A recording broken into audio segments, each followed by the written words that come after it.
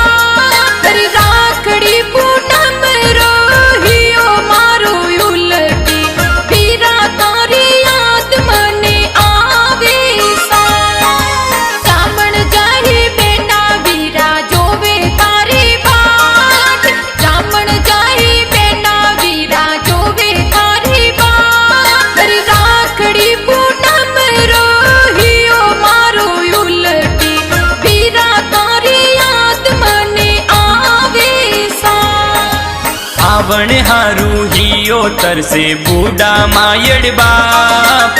आवण हारू हियो तरसे बूढ़ा मायड़ बाप। नैना नैना घर में छोटा रे टाबरी।